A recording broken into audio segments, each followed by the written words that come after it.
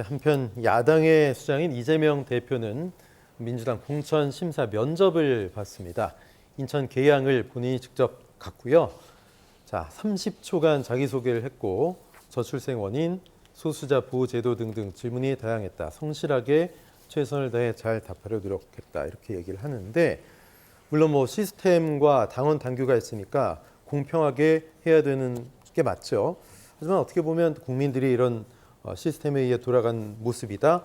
대표도 면접을 본다. 이런 모습을 좀 쇼잉을 하고 싶었을까요, 교수님? 그렇죠. 지금 민주당의 내부적으로 최대 관심사는 뭐냐 하면 소위 논란이 되고 있는 친명 간별 그리고 자객 출마입니다. 난 이재명 대표하고 이렇게 가까운 사람이에요. 그러면서 소위 지난 그 1차 체포동의안 때 찬성표를 던진 분들, 그런 분들 지역구에 가 있는 또는 그것이 아니더라도 친문 후보, 과거의 친문이었던 분들 후보 지역구에 가서 활동하는 것들이 지금 논란이 되고 있는 거거든요. 근데 이 부분을 갖다가 아무리 억울하다, 이거 아직 공천 끝난 것도 아닌데 왜 그러느냐, 억울함도 호소하고 오해라고 호소하고 말로 해도 믿지를 않아요. 언론들이 그렇게 써주지를 않습니다. 그러니까 뭔가 이벤트가 필요한 거예요.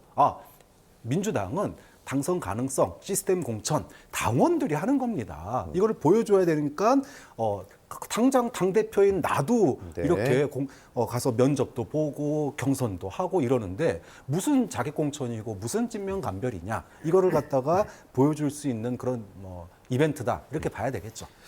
당대표가 공천 면접을 본다. 2016년 새누리당 당시 김무성 대표 때 생각이 좀 나는데요. 당시 이완구 공관위원장 앞에서 선서도 하고 면접을 받던 그런 모습. 그러면서 또 갈등도 좀 있었었죠. 면접이 요식행위일까요? 당대표도 거쳐야 하는 절차일까요? 어떻게 보세요? 이건 누가 봐도 요식행위 아닐까요? 네, 이재명 당대표가 공천을 받지 못한다라고 생각하는 사람이 대한민국에 몇이나 있을까요? 근데 본인이 보여주고 싶은 거죠. 일종의 쇼잉이죠. 그러니까 나조차도 공관위의 면접을 보고 그 면접의 결과에 따라서 공천에 순응한다. 그러니 나머지 정치인들, 우리 당에 출마하려고 하는 분들 모두 다 동일한 방식으로 공천 결과에 순응하자. 이런 거를 보여주려고 하는 것 같은데, 저는 일찌감치 말씀드렸습니다만 이재명 당대표는 사실은 이번에 불출마하고 전국 선거를 진두지휘하든지 아니면 이선 후퇴하고 그 자리를 이번 선거를 치를 수 있는 간판을 새롭게 모셔오든지, 그러니까 그런 역할을 하라고 당대표를 하는 건데, 저는 오히려 당대표가 자기 지역구 지키려고 면접에 급급해서 이런 약간 쪼잔한 모습으로 비춰지는 게 아닌가. 더군다나 지금 이재명 당대표는 어제 신년 기자회견도 했습니다만 우리 국민들이 궁금해하는 부분, 야당이 이번 총선을 어떻게 임하는지에 대한 보다 구체적인 전략 과제, 이런 것들에 대해서는 즉답을 피했습니다. 예를 들면 연동형 비례대표제를 어떻게 할 것인지에 대해서 지금 이재명 당대표가 답을 못 내놓고 있습니다. 본인이 다당제가 필요하다라고 강하게 어필했던 사람이고, 연동제를 그래서 밀어붙이는데 본인도 힘을 보탰던 그런 반대, 이제 와서 이걸 가지고 갈팡질팡하거나 아니면 이렇다 할 속 시원한 답을 내놓지 못하고 있다. 그래서 저는 당대표가 해야 할 일을 하지 못하고 오히려 소소한 자기 선거 이런 걸 지키는데 좀 집착하는 모습으로 그렇게 비춰지지 않을까라고 하는 그런 시선도 좀 의식을 할 필요가 있다라고 보고, 이 공관위원장이 사실은 이명백 공관위원장이지 않습니까? 이분이 과거에 보수정당 새누리당의 이한구 공천관리위원장이라든가 이런 분들처럼 이른바 한 성깔 하는 분들이 아닙니다. 자기 컬러가 있는 분이 아니잖아요.